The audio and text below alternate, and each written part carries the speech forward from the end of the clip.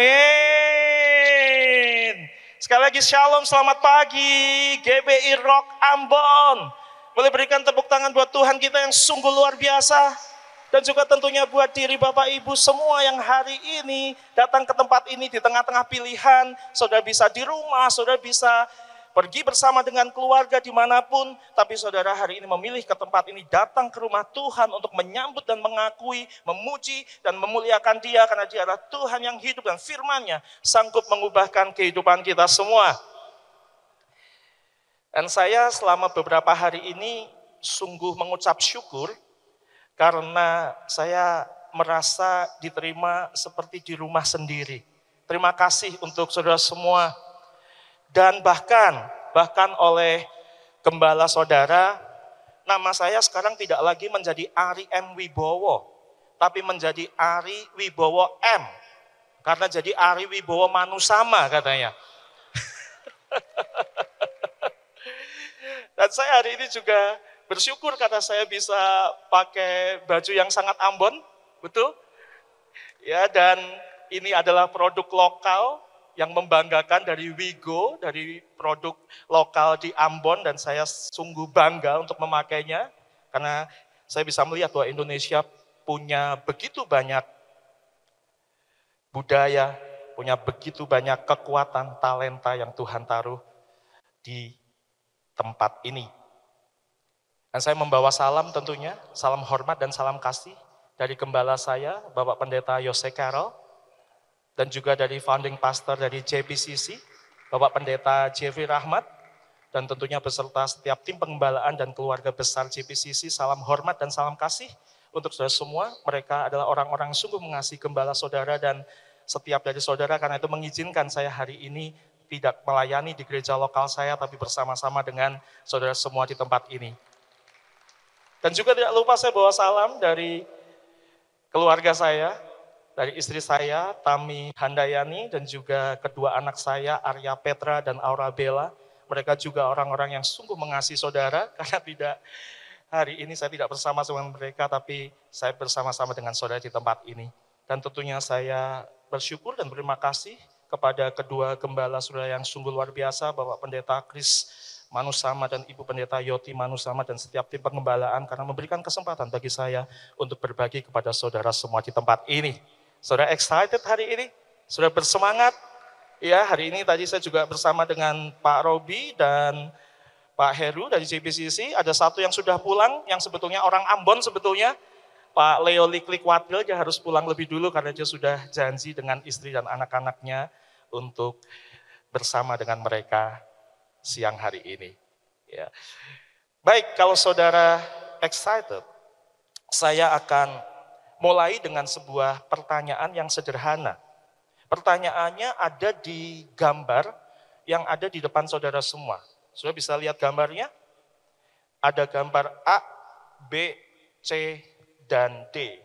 Ya, ini bukan tes psikologi, saudara. Tapi konteks dari gambar ini menunjukkan sebuah hubungan atau tingkat hubungan. Jadi ada dua pribadi di situ, cuma ada dua, yaitu cuma lingkaran dan cuma bujur sangkar. Kalau saudara lihat gambar yang A, kira-kira saudara membayangkan hubungan yang seperti apa? Bujur sangkar dikendalikan, dikontrol sepenuhnya oleh lingkaran. Artinya si bujur sangkar tidak punya pilihan untuk tidak dikendalikan. Ya, karena bujur sangkarnya ada di dalam lingkaran. Nah, kalau yang gambar B, sebaliknya. Lingkaran yang dikendalikan oleh bujur sangkar. Lingkaran tidak punya kesempatan untuk tidak dikendalikan oleh si bujur sangkar. Kalau gambar C, lingkaran dan bujur sangkar sejajar. Betul? Mereka bisa jalan sama-sama, tapi tidak ada siapa yang mengendalikan siapa. Tapi bagaimana dengan D? Lingkaran mengendalikan bujur sangkar.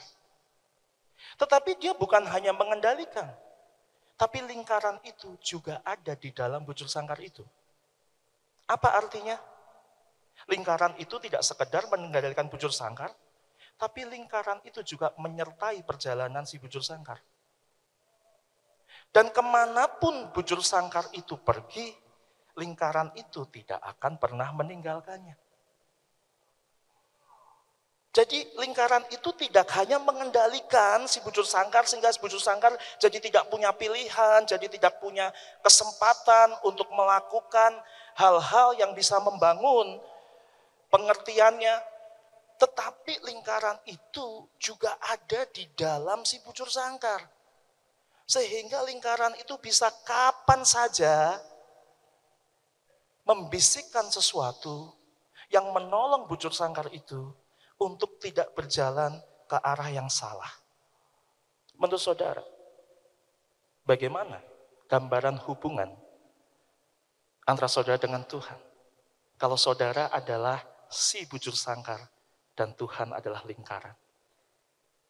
Tuhan tidak hanya pribadi yang begitu besar, begitu agung, dan begitu jauh jaraknya dengan kita sebagai orang percaya, tapi dia juga adalah pribadi yang ada di dalam diri kita, membisikkan, menegur, mengingatkan, supaya setiap jalan yang kita lalui tidak menjadi jalan yang salah, tidak menjadi arah yang salah, dan pada waktu kita berjalan ke arah yang salah, dia juga tidak pernah statue.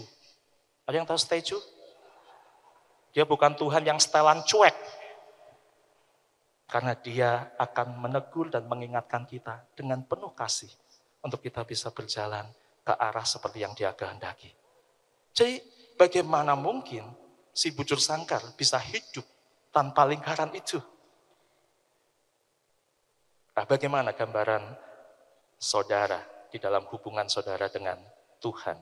Apakah saudara hanya melihat dia adalah Tuhan yang jauh, Tuhan yang besar, Tuhan yang mengendalikan sepenuhnya hidup kita? Betul, dia adalah Tuhan yang mengendalikan hidup kita, tapi apakah berarti kemudian dia tidak memberikan pilihan kepada kita? Dia tidak memberikan kesempatan kepada kita? Apakah dia mengendalikan di dalam konteks seperti kita ini robot yang dikendalikan oleh dia? Tapi dia juga ada di dalam diri kita dan menyertai kemanapun kita pergi atau melangkah.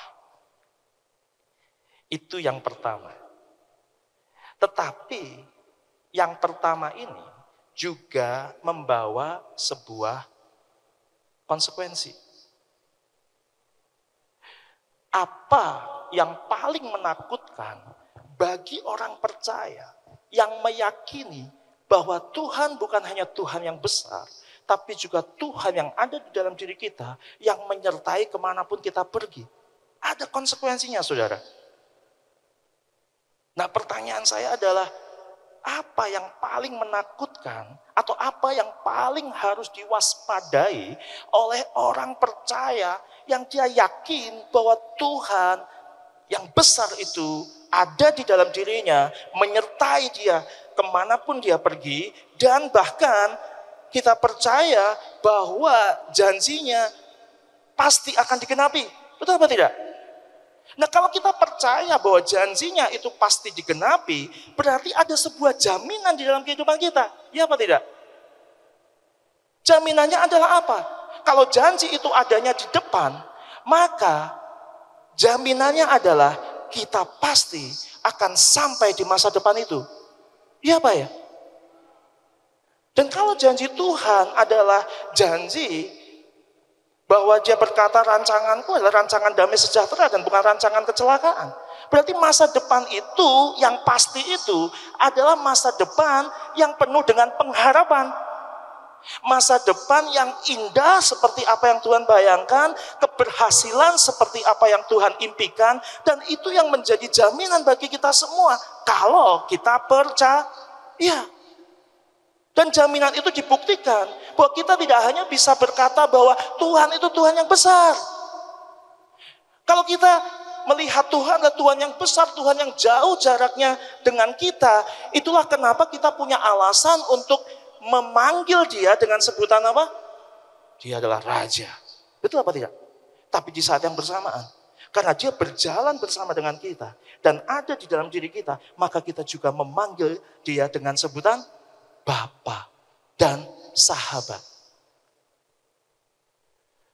Tapi itu ada konsekuensinya. Apa konsekuensinya? Apa yang paling menakutkan? Apa yang paling harus kita waspadai? Kalau kita yakin bahwa janji Tuhan akan masa depan yang cemerlang itu pasti tergenapi. Kadang-kadang kita berpikir bahwa, sepertinya yang dijanjikan oleh Tuhan itu sesuatu yang cemerlang, masa depan yang indah. Tapi perjalanannya kok sepertinya tidak seperti itu. Ya apa tidak? Tapi itu umum, saudara. Itu umum. Betul apa tidak? Nah, yang saya mau mengajak saudara berpikir dan melihat ulang adalah begini. Apa yang perlu ditakutkan atau apa yang perlu diwaspadai oleh seseorang yang tidak lagi di dalam kondisi tidak percaya dengan masa depannya, tapi justru orang yang sangat percaya dengan masa depannya.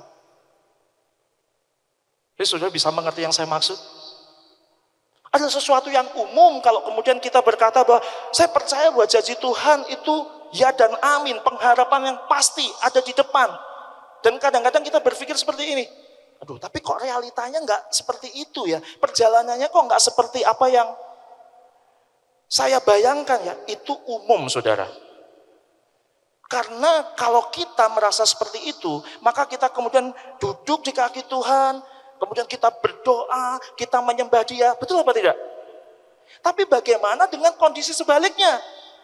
Orang yang percaya penuh bahwa janji itu penuh dengan pengharapan dan pasti janji itu digenapi oleh Tuhan, janji itu adalah masa depan yang cemerlang, dan juga yakin bahwa Tuhan tidak hanya menjanjikan masa depan itu, tetapi Dia juga ada di dalam diri kita untuk menyertai kita di dalam perjalanan mencari masa depan itu.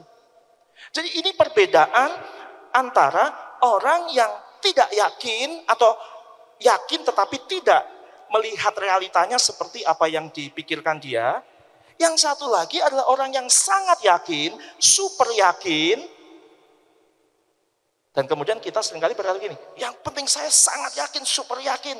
Dan saya bisa melangkah dengan penuh keberanian. Tapi justru di situ, saudara semua, ada sesuatu yang perlu kita waspadai. Orang yang begitu percaya, orang yang begitu yakin, tetap kudu waspada.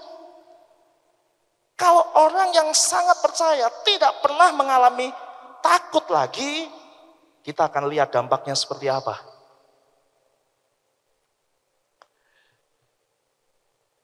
Jadi, saya memberikan judul khotbah hari ini adalah hati-hati dengan hati. Hati-hati dengan hatimu dan hatiku. Karena sebagian dari saudara di tempat ini, saya percaya adalah orang-orang yang yakin bahwa untuk mencapai masa depan yang cemerlang itu, Tuhan pasti menyertai dan rencananya tidak pernah gagal, karena itu dengan sukarela, goodbye yesterday. Dengan sukarela meninggalkan masa lalu untuk melangkah menuju masa depan yang cemerlang. Yakin saudara? Yakin. Yakinnya berapa persen? 100%, 1000%. Disitulah saudara harus waspada. Apa yang paling menakutkan bagi orang percaya? Rasanya orang percaya itu nggak perlu lagi ya takut mati, takut gagal, takut Tuhan tidak menyertai. Tidak demikian kan? Tapi apa yang paling menakutkan bagi orang percaya? Coba saudara pikirkan, apa yang paling perlu diwaspadai oleh orang percaya? Nah, untuk membantu saudara semua memikirkan tentang hal ini, saya akan bertanya lagi kepada saudara. Apa perbedaan orang yang tinggi hati dengan orang yang rendah diri? Apa perbedaan orang yang tinggi hati dengan orang yang minder, saudara? Coba saudara pikirkan. Nah, kalau sudah berpikir keras dan tidak menemukan perbedaannya, saudara, berarti benar. Karena yang tinggi hati dan yang rendah diri atau minder, nggak ada bedanya, saudara. Justru mereka memiliki persamaan. Persamaannya apa? Sama-sama merasa tidak perlu Tuhan. Itu dua-duanya adalah kesombongan. Jangan berpikir bahwa yang sombong itu yang tinggi hati saja, yang over pede. Tidak, orang yang minder pun, orang yang rendah diri pun itu sombong, saudara. Coba bilang kanan kirinya, jangan sombong. Terus bilang sama diri sendiri, jangan sombong. Sama, saudara, yang tinggi hati sama yang minder, rendah diri. Makanya lawan kata tinggi hati bukan rendah diri. Lawan kata dari tinggi hati adalah rendah hati. Tapi orang yang minder itu sama dengan orang yang tinggi hati. Itu sama-sama bentuk kesombongan. Karena rendah diri tidak sama dengan rendah hati. Persamaannya adalah dua-duanya merasa tidak perlu Tuhan. Ya apa ya? Coba saudara renungkan sebentar. Nah, kondisi saudara hari ini ada di tinggi hati atau di rendah diri. Dua-duanya sama-sama sombong. Apa definisi sombong? Sama-sama tidak perlu Tuhan. Sama-sama mengabaikan faktor Tuhan di dalam pencapaian janji Tuhan, masa depan yang cemerlang, masa depan yang gemilang itu yang pasti tercapai. Yang tinggi hati merasa tidak perlu Tuhan untuk mencapai itu semua, karena sudah menjadi jaminan. Yang rendah diri merasa sepanjang perjalanan untuk mencapai janji itu galau.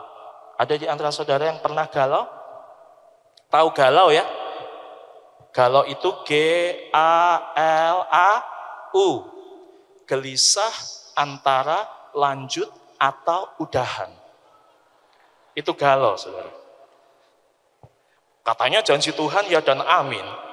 Kok gelisah antara lanjut atau udahan? Ya lanjut aja. Tapi lanjut aja juga perlu apa? Waspada. Karena kalau tidak waspada jadi over PD. Itu namanya tinggi hati. Jadi apa yang paling menakutkan atau apa yang paling perlu diwaspadai bagi orang percaya? Mari kita baca dari Yosua 1 ayat 1 sampai 9. Yosua 1 ayat 1 sampai 9. Sesudah Musa, hamba Tuhan itu mati, berfirmanlah Tuhan kepada Yosua bin Nun, abdi Musa itu demikian. Hambaku Musa telah mati, sebab itu bersiaplah sekarang, seberangilah sungai Yordan ini, engkau dan seluruh bangsa ini menuju negeri yang akan kuberikan kepada mereka, kepada orang Israel itu. Ayat 3. Perhatikan saudara. Setiap tempat yang akan diinjak oleh telapak kakimu akan kuberikan kepada kamu. Betul? Yang saya baca betul? Tidak. Setiap tempat yang akan itu sudah kejadian atau belum? Belum. Setiap tempat yang akan diinjak oleh telapak kakimu, kuberikan kepada kamu. Seperti yang telah kujanjikan kepada Musa. Jadi, kalau saya ada di posisi Yosua pada saat itu, asik banget nih. Saya mau menginjak ke sini, sebelum diinjak pun sudah jadi milik saya. Saya mau menginjak ke situ, sebelum saya injak pun itu sudah jadi milik saya. Kan kalau dalam susunan bahasa Indonesia yang benar, seharusnya kan begini kan, setiap tempat yang akan kau injak oleh telapak kakimu, akan kuberikan kepada kamu. Ya kan?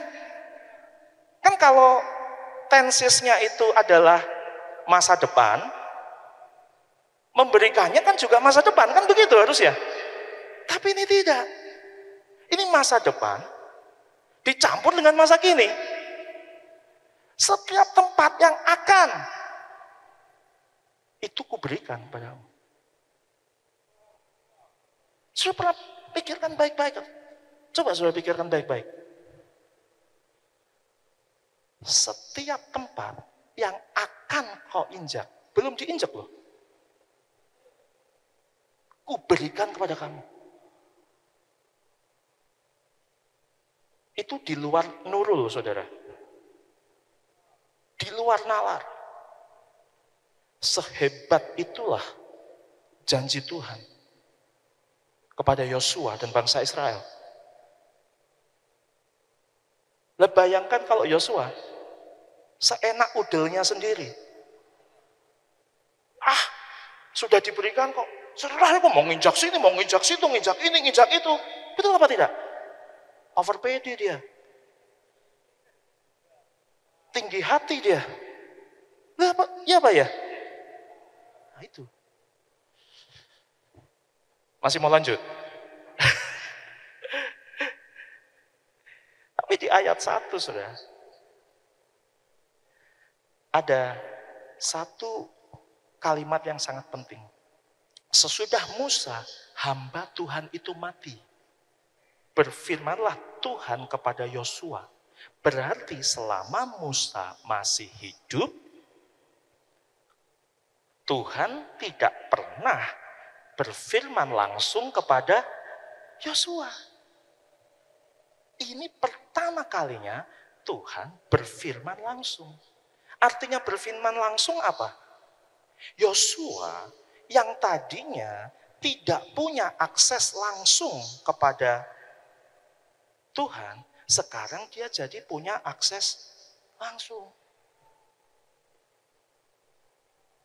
Kalau selama ini misalnya, Bapak Ibu Saudara semua ada atau beberapa dari antara saudara yang merasa bahwa, aduh saya ini kan cuma butiran debu, saya ini cuma remah-remah rempeyek, saya ini aksesnya kalau ke Bapak Pendeta Kris, Bapak Ibu Pendeta Yoti, kayaknya jauh banget, aku ini cuma remah-remah rempeyek. Dan kemudian Bapak Pendeta dan Ibu Pendeta saudara membukakan akses langsung pada saudara. Kira-kira gimana kelakuan saudara? Nah, tapi Yosua tahu. Dibukakan akses langsung kepada Tuhan. Ini bikin saya tegang nih. Ini bisa jadi masalah nih buat saya. Kenapa saudara? Kan aku sudah pelajari pada masa itu. Waktu Tuhan langsung berhadapan muka dengan orang, maka apa yang terjadi dengan orang itu? Koit saudara. Mati. Bukan Tuhan yang jahat, tapi karena jarak kekudusan yang begitu jauhnya. Makanya waktu Musa pertama kali ketemu Tuhan dengan semak api yang menyala tapi tidak terbakar itu, apa yang dia lakukan kemudian? Dia langsung tutupin mukanya, dia tersungkur ke tanah. Karena dia tahu, mati ini gua, mati ini gua. Bukankah Tuhan jahat, tapi karena memang sifatnya yang begitu kudus itu. Ketika manusia langsung punya akses pada waktu itu kepada Tuhan, matilah dia. Dan ini yang juga dialami Yosua. Selama Musa hidup gak pernah Tuhan langsung bukakan akses kepada dia. Dia gini, mati gua, mati gua. Tapi singkat cerita, dia tidak mati karena dia memang dipilih oleh Tuhan sendiri. Nah, begitu dia tahu, ternyata dia gak mati. Dia dipilih oleh Tuhan. Kira-kira Kalau nggak hati-hati dengan hatinya,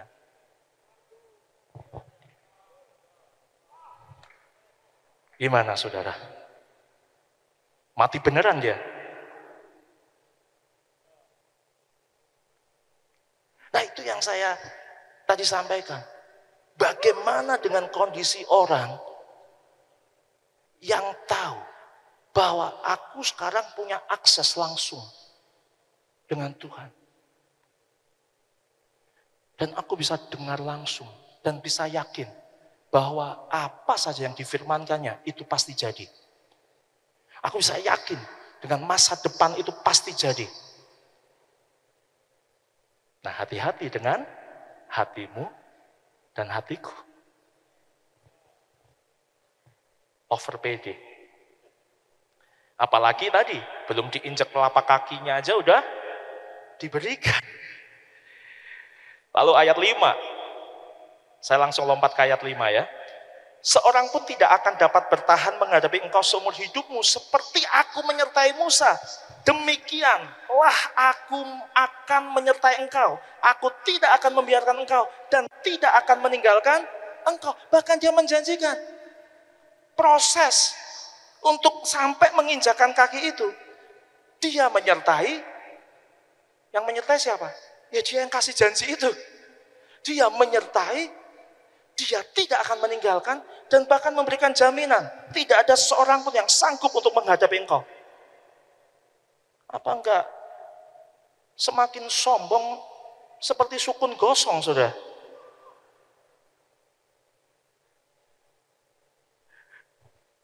Luar biasa jaminannya. Luar biasa jaminannya. Tapi setelah Tuhan berfirman, bahwa dia memberikan janji yang sama seperti yang dia janjikan kepada Musa, sekarang kepada Yosua. Dan setelah dia berfirman bahwa dia juga akan menyertai dan tidak akan meninggalkan dan bahkan memberikan jaminan bahwa tidak ada seorang pun yang sanggup bertahan untuk menghadapi Yosua. Di ayat 6-nya sepertinya ada sebuah kontras nih. Karena setelah itu Tuhan berkata, kuatkan dan teguhkan hatimu. Sebab engkaulah yang akan memimpin bangsa ini, memiliki negeri yang kujanjikan dengan bersumpah kepada nenek moyang mereka, untuk diberikan kepada mereka.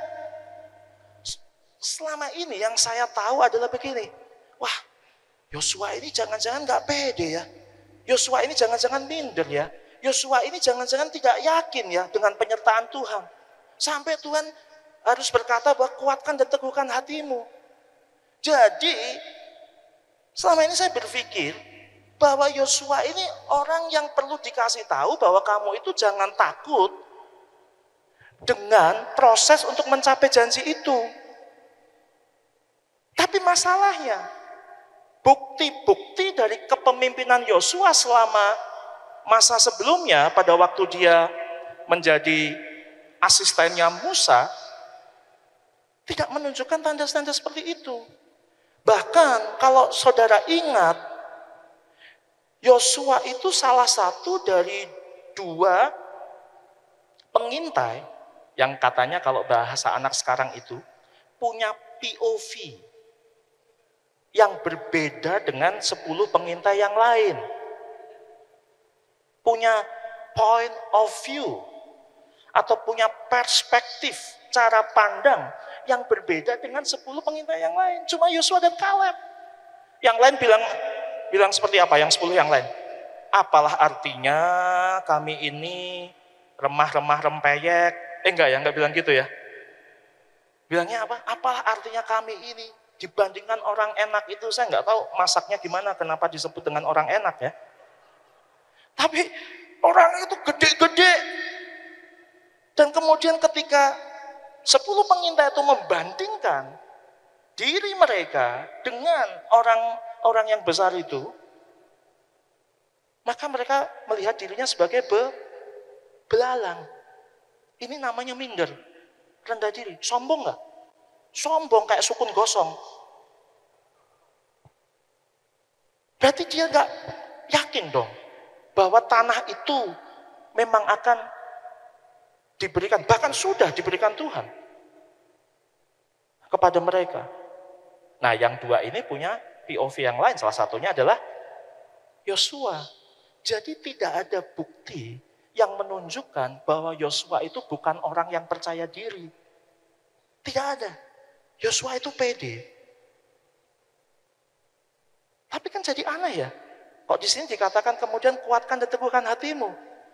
Berarti pertanyaannya begini, apa yang perlu ditakutkan atau diwaspadai oleh orang yang pede? Kalau sudah percaya dengan janji Tuhan, saudara dan saya tetap kudu waspada. Ada sesuatu yang perlu kita takutkan. Makanya Tuhan berkata, kuatkan dan teguhkan hatimu. Ini tidak di dalam sebuah pengertian bahwa Tuhan bilang gini, Yosua, kamu takut ya? Kamu nggak pede ya? Kamu minder ya? Maka kuatkan dan teguhkan hatimu. Ya. Tapi justru karena Tuhan tahu, kamu pede nih. Kamu pede. Kamu yakin. Kamu berani orangnya. Maka kuatkan dan teguhkan hatimu. Tapi kuatkan dan teguh hatimu tentang apa ini? Iya. Ini gimana ini firman Tuhan nih? Udah dinaikin gitu, terus kok dibilang kuatkan dan teguhkan, anti klimaks kan kelihatannya. Lalu di ayat 7, diulang lagi. Hanya kuatkan dan teguhkanlah hatimu dengan sungguh-sungguh. Baru dikasih penjelasan. Bertindaklah hati-hati. Makanya hati-hati dengan hatimu dan hatiku. Bertindaklah hati-hati sesuai dengan seluruh hukum yang telah diperintahkan kepadamu oleh hambaku Musa. Janganlah menyimpang ke kanan atau ke kiri, supaya engkau beruntung kemanapun engkau pergi. Dikasih penjelasan lagi. Janganlah engkau lupa memperkatakan kitab Taurat ini. Tetapi bacalah itu 3 pasal setiap hari. Enggak. Salah ya saya. Tetapi renungkanlah itu, Taurat itu, siang dan malam. Supaya engkau, lagi-lagi, bertindak hati-hati. Sesuai dengan segala yang tertulis di dalamnya. Sebab dengan demikian perjalananmu akan berhasil dan engkau akan beruntung. Berarti Tuhan lagi bilang sama Yosua, Yosua, aku tahu kamu itu pede. Kamu itu yakin denganku. Dan kamu itu yakin dengan masa depan yang kujanjikan kepadamu. Dan track recordmu, pengalamanmu dulu sudah terbukti. Jadi Tuhan tuh yakin bahwa Yosua pede. Tapi justru karena kamu pede, karena kamu percaya diri, ingat, jangan menyimpang ke kanan dan ke kiri. Apa maksudnya jangan menyimpang ke kanan dan ke kiri? Bertindaklah hati-hati. Apa maksudnya bertindak hati-hati? Bertindaklah sesuai dengan apa yang tertulis di dalam Taurat.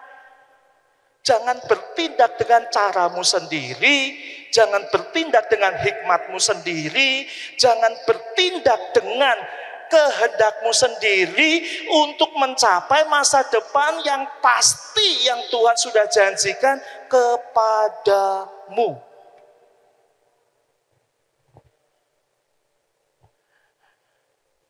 Karena orang yang pede bisa dengan mudah jadi over pede, alias tinggi hati, sombong kayak sukun gosong. Dan kemudian mengabaikan apa kata Tuhan. Kemana dan kapan harus berjalan. Kapan harus berhenti. Kapan harus melipir. Dan kapan harus terus maju lurus. Itu tantangan yang harus diwaspadai. Ditakutkan oleh orang yang percaya dengan janji Tuhan yang ya dan amin, yaitu masa depan yang cemerlang, masa depan yang berhasil kemanapun engkau menginjakkan telapak kakimu. Itu kuberikan kepadamu. Karena itu, hati-hati dengan hatimu. Jangan sampai keyakinan itu membuat engkau menyimpang ke kanan atau ke kiri. Membuat engkau jadi bertindak tidak hati-hati. Membuat engkau bertindak dengan hikmatmu sendiri, dengan pikiranmu sendiri, dengan caramu sendiri, dan dengan waktumu sendiri. Karena itu adalah konsekuensi yang seringkali dihadapi oleh orang-orang percaya akan janji Tuhan. Dan itu juga terjadi pada orang-orang yang yakin dan percaya bahwa saya sudah diselamatkan. Mereka berpikir, sudah diselamatkan, ya sudah. Apapun yang terjadi dalam hidup saya bisa hidup sesuka-suka saya bisa hidup seenak-enak saya tidak perlu lagi memuji, menyembah Tuhan setiap hari, saya tidak perlu lagi merenungkan firman-Nya siang dan malam. Saya cukup perlu setiap minggu datang ke gereja. Toh, janji itu sudah terjadi dalam hidup saya. Janji keselamatan itu sudah tergenapi. Itu namanya sombong kayak sukun gosong.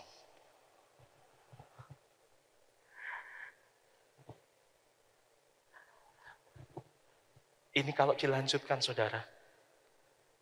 2 kali lagi Yosua dikasih tahu untuk kuatkan dan teguhkan hatimu. 3 kali Tuhan kasih tahu sendiri. Dan 1 kali dari orang-orang yang dipimpinnya. Jadi kurang konfirmasi apa? Kurang konfirmasi apa? Bahwa jangan menyimpang ke kanan dan ke kiri. Bertindak hati-hati. Jangan keluar dari apa yang menjadi kata firman Tuhan. Itu sesuatu yang Yosua, saudara, dan saya harus takutkan dan harus waspadai. Hati-hati dengan hatimu dan hatiku. Berapa banyak dari saudara yang yakin bahwa pada saat saudara mengatakan goodbye yesterday, saudara sudah bertemu dengan masa depan yang cemerlang seperti yang Tuhan janjikan. Berapa banyak dari saudara yang percaya? Berapa banyak yang yakinnya 100%, 1000%? Disitulah saudara kudu hati-hati. Jangan menyimpang ke kanan atau ke kiri. Bertindaklah hati-hati sesuai dengan hikmat Tuhan, waktunya Tuhan, caranya Tuhan. Dan bagaimana kita bisa mengerti dan memahami setiap hari apakah yang saya lakukan ini sesuai dengan apa yang Tuhan kehendaki, sesuai dengan waktunya Tuhan atau tidak. Bagaimana kita bisa mengerti setahap demi setahap tentang hal itu kalau kita tidak merenungkan firman-Nya siang dan malam. Oke, dikatakan kuatkan dan teguhkan hatimu. Kemarin selama 2 hari pemimpin-pemimpin di GPI Rock Ambon ini belajar hanya untuk bertanya. Nah, ini pertanyaannya, kita praktekkan. Kan dikatakan, kuatkan dan teguhkan hatimu. Kenapa harus kuatkan dan teguhkan hati? Supaya engkau bertindak hati-hati. Apa maksudnya bertindak hati-hati? Kenapa saya harus bertindak hati-hati? Karena kalau kamu nggak hati-hati, kamu mudah untuk menyimpang ke kanan dan ke kiri. Apa maksudnya menyimpang ke kanan dan ke kiri? Yaitu kamu bertindak tidak seperti apa yang tertulis di Alkitab. Dan bagaimana saya bisa mengerti, kan jarak saya dengan Tuhan, kekudusannya begitu jauh. Dia adalah Tuhan yang dalam tak terselami. Masih ingat gambar yang tadi? Gambar yang di awal? Dia adalah Tuhan yang begitu besar, begitu luar biasa, tapi dia juga ada di dalam diri kita. Nah kalau nggak ngerti, cara yang paling gampang apa? Tanya. Kan dia tahu segala sesuatunya. Tanya. Bagaimana cara tanyanya setiap hari? Renungkan firman itu siang dan malam. Maka engkau akan tidak mudah untuk menyimpang ke kanan dan ke kiri. Itu artinya engkau bertindak hati-hati. Dan apa maksudnya itu? Kuatkan dan teguhkan hatimu. Hati-hati dengan hatimu dan hatiku. Karena masa depan yang cemerlang itu sudah ada di depan. Dan bahkan sudah digenapi dari sejak hari ini. Karena itu kita tidak perlu takut, tidak perlu minder, tidak perlu rendah diri. Bahwa sekalipun realita keadaan sulit atau bahkan sulit, kita tidak perlu khawatir bahwa janji itu pasti tergenapi.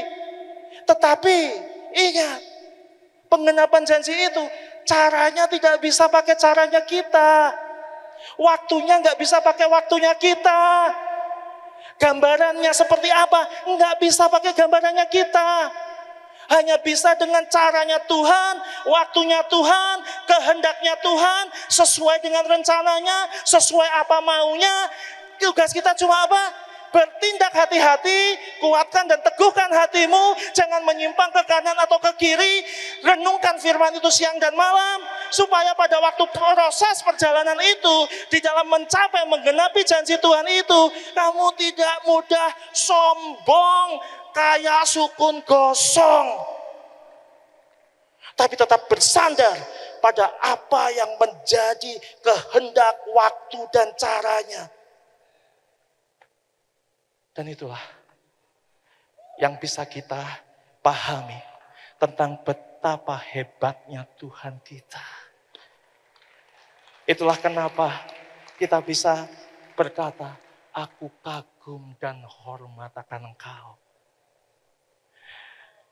Karena Engkau bukan saja Tuhan yang besar. Bukan hanya Tuhan yang mengendalikan hidupku. Tapi Tuhan yang juga menyertai dan berjalan bersama-sama dengan aku. Untuk mencapai janji. Melihat janji seperti yang kau kehendaki. Ada mungkin di antara saudara yang berpikir seperti ini. Tapi belum sampai masa depan. Saya sakit. Belum sampai masa depan. Saya sudah dipanggil Tuhan. Belum sampai masa depan itu. Saya nggak bisa lihat itu terjadi. Tapi ingat, apa yang tadi dikatakan? Bahwa apa yang future tense, sudah tahu ya future tense, apa yang tensesnya itu masa depan, di mata Tuhan, itu present and continuous tense. Apa yang future tense buat kita, itu di mata Tuhan, present continuous tense. Apa yang di mata kita adalah masa depan yang belum kejadian, di mata Tuhan, itu sedang terjadi hari ini, dan akan terus terjadi. Artinya apa? Berapapun umur saudara, sekalipun saudara berpikir bahwa saudara tidak bisa melihat itu terjadi, tapi janji Tuhan itu tidak terjadi hanya di masa depan. Janji itu sudah terjadi hari ini. Kalau saudara tidak percaya, kenapa ada Roh Kudus di dalam diri saudara? Dan saya yang adalah orang percaya. Bukankah itu janji yang sudah tergenapi? Yang perlu kita lakukan apa? Bertindak hati-hati Kuatkan dan teguhkan hati kita untuk tidak menyimpang ke kanan atau ke kiri dan berjalan sesuai dengan apa yang tertulis di dalam Alkitab. Dan untuk memahami hal itu cuma ada satu cara, renungkan firman itu siang dan malam. Gimana gak keren saudara? Gimana gak keren? Kita berpikir bahwa janji itu nanti. Tapi di mata Tuhan itu sedang terjadi dan akan terus terjadi sampai Dia menyelesaikan seperti apa yang menjadi kehendaknya. Jadi pada waktu saya berkata selamat tinggal masa lalu, bukan hanya saudara kemudian berkata selamat datang masa depan, tidak. Tapi saudara bisa berkata selamat tinggal masa lalu dan hari ini aku sedang menjalani masa depanku. Mari berikan tepuk tangan yang terbaik buat Tuhan kita yang sungguh luar biasa. Saya boleh mengundang teman-teman tim Praise and Worship untuk bisa maju ke depan. Dan saya akan tutup dengan ayat ini, Yosua 1 ayat 9. Bukankah telah kuperintahkan kepadamu? Kuatkan dan teguhkanlah hatimu. Janganlah kecut dan tawar hati. Sebab, kita baca sama-sama. 1, 2, 3. Tuhan Allahmu menyertai engkau kemanapun engkau pergi. Di mata kita, janji Tuhan adalah future tense. Tapi di mata Tuhan, janjinya adalah present continuous tense.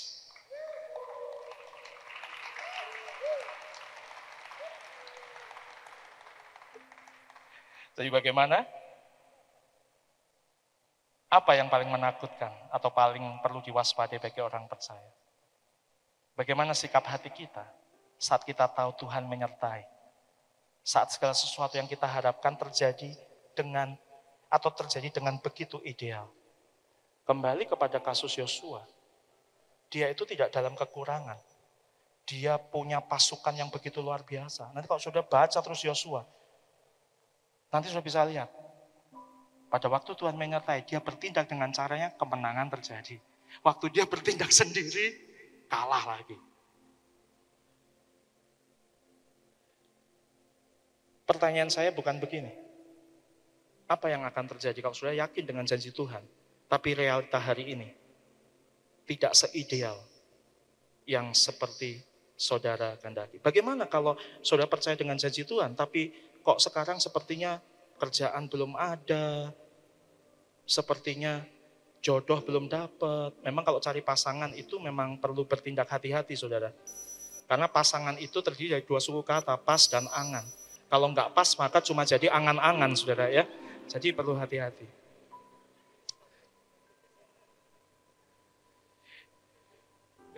Pertanyaan saya bukan, enggak lagi kelasnya adalah, saya percaya di GBI Rock Ambon ini kelasnya bukan lagi gini. Saya percaya dengan masa depan yang Tuhan janjikan? Percaya.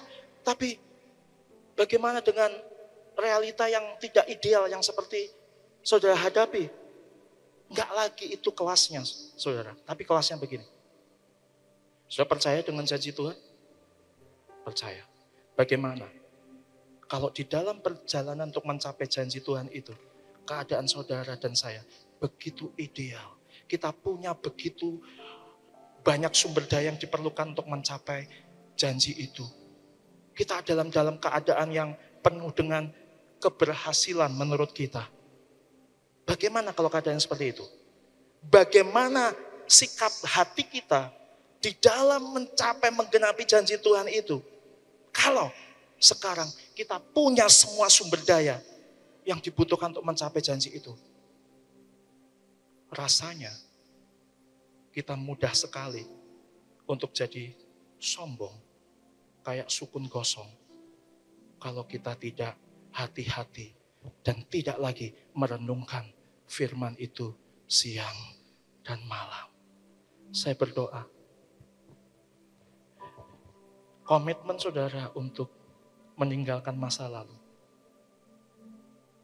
diiringi dengan komitmen untuk berjalan selangkah demi selangkah menuju masa depan yang luar biasa yang Tuhan janjikan itu.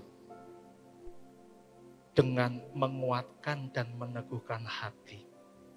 Yaitu bertindak hati-hati, tidak menyimpang ke kanan atau ke kiri.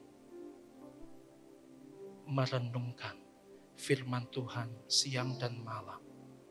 Karena firman-Nya adalah pelita bagi langkah-langkah kaki kita. Tidak bertindak dengan hikmatmu sendiri. Tidak bertindak dengan waktumu sendiri. Tidak bertindak dengan caramu sendiri. Tapi betul-betul bertindak sesuai dengan apa yang tertulis di Alkitab. Sehingga saudara tidak menjadi pribadi yang sombong, tinggi hati. Tapi sebaliknya saudara juga tidak menjadi pribadi yang sombong karena saudara minder. Kuatkan dan teguhkan hatimu. Bertindak hati-hati. Jangan menyimpang ke kanan atau ke kiri. Renungkan firman itu siang dan malam. Jangan sampai kita menjadi sama seperti dunia yang mengajarkan over PD. Sudah pernah dengar kata YOLO? Y-O-L-O? Itu sebuah faham yang berkata bahwa you only live once. Anda cuma hidup sekali. Nah, implikasinya apa? Implikasinya ini. Saya mau muda foya-foya, tua kaya raya, mati masuk surga. Itu bukankah sombong? Kayak sukun gosong. Puji Tuhan. Sekarang faham YOLO ini sudah dilawan dan digantikan oleh faham Yono, Pak Yono. Ini orang Jawa yang pindah ke Ambon. Yono itu tahu saudara? You only need one. Christ Jesus. Untuk mencapai masa depan dengan cara kehendak seperti apa yang menjadi maunya Tuhan. Berikan tepuk tangan yang terbaik buat Tuhan kita, Yesus Kristus. Bapa, saat ini kami sungguh bersyukur kalau kami bisa dibukakan dengan kebenaran firman-Mu yang begitu luar biasa. Yang senantiasa memberikan pengertian yang baru. Firman yang sama, yang kami baca berulang. Tetapi setiap kami membacanya, Engkau memberikan pengertian yang baru. Terima kasih untuk masa depan yang begitu indah, begitu luar biasa, begitu berkemenangan yang Kau janjikan bagi GPI Rock Ambon ini. Tapi kami, hamba-Mu juga minta Engkau untuk terus mengajar, mengingatkan setiap pemimpin, setiap jemaat di GPI Rock Ambon ini. Untuk menguatkan dan meneguhkan hatinya. Untuk bertindak hati-hati. Tidak menyimpang ke kanan atau ke kiri. Dan terus merenungkan firman-Mu siang dan malam. Sehingga perjalanan mereka menjadi perjalanan yang berhasil. Bukan dengan cara mereka. Tapi berhasil dengan caranya Tuhan. Bukan berhasil dengan waktunya kami sebagai manusia. Tapi berhasil dengan waktunya Tuhan. Bukan berhasil dengan kehendak kami sendiri. Tapi berhasil dengan kehendaknya Tuhan. Aku berdoa. GPI Rock Ambon. Tidak hanya dipakai Tuhan. Untuk memberkati Ambon. Untuk memberkati Maluku. Saja. Tapi GPI Rock Ambon, saudara semua, dipakai Tuhan untuk menjadi saksinya bagi Indonesia. Dan bahkan melahirkan generasi pemimpin yang akan memimpin dalam takut akan Tuhan di Indonesia Emas 2045. Dan biar itu terjadi seperti apa yang menjadi kehendak-Mu dan dengan cara GPI Rock Ambon dipakai Tuhan tidak hanya bahkan untuk memberkati Indonesia, tapi juga memberkati bangsa-bangsa. Karena kalau Roh Kudus ada di dalammu, maka engkau dan aku akan menjadi saksinya dari Yerusalem, Yudea, Samaria, sampai ujung bumi. Karena itu adalah janji Tuhan, ya dan amin. Dan aku mau bertindak hati-hati, dan biar terjadi seperti apa yang menjadi kehendakmu, waktumu, keinginanmu, sesuai dengan caramu. Di dalam nama Tuhan Yesus, semua yang mau bertindak hati-hati, bersama-sama berkata, amin. Berikan tepuk tangan yang terbaik buat Tuhan kita Yesus Kristus.